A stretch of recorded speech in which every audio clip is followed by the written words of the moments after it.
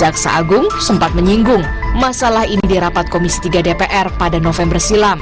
Jaksa Agung bahkan telah menangkap pelaku dan menyerahkannya ke Mabes Polri. Beni terkait pengepungan Kejaksaan Agung dilakukan, jujur aja, dilakukan oleh oknum Brimob. Oknum Brimob yang tertangkap oleh kami serahkan ke Mabes Polri dan kami tidak monitor lagi soal itu. Kemudian penanganan perkara dasarnya pada hukum acara pidana yang berlaku, termasuk tentang perda timah, dan timah ini ada, kami tidak akan terhenti di situ. Memang ada isu-isu si A, si B.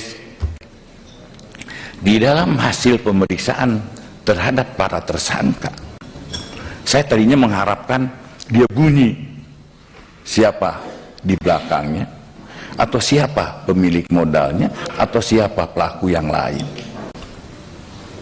Jadi mereka tutup mulut, tidak ada menyebutkan si A yang sering disebut-sebut Bapak di media. Saya tadinya mengharapkan ada keterbukaan daripada para tersangka atau saksi, tapi sampai saat ini belum, Pak Ben. Mudah-mudahan nanti sudah ada berita ini di media, dibaca, supaya tidak takut lagi untuk menyebutkan.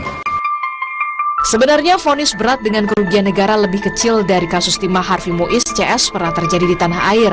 Korupsi pengelolaan dana PT Asuransi Jiwasraya dan PT Asabri dengan terdakwa Beni Cokro misalnya. Ia divonis seumur hidup karena merugikan negara 22 triliun rupiah. Kasus lainnya, korupsi emas Antam dengan terdakwa Budi Said yang divonis 15 tahun penjara karena merugikan negara 1 triliun rupiah. Mantan Menkominfo Johnny G. Plate yang divonis 15 tahun penjara dalam kasus korupsi menara BTS 4G. Perhitungan BPKP kerugian negara mencapai 8 triliun rupiah.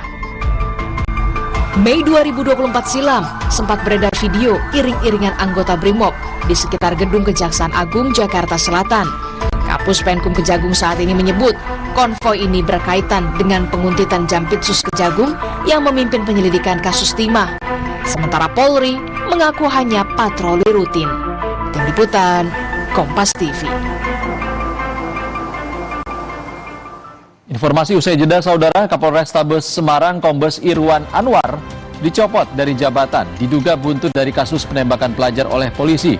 Usai jeda kita simak rekonstruksi kasus ini.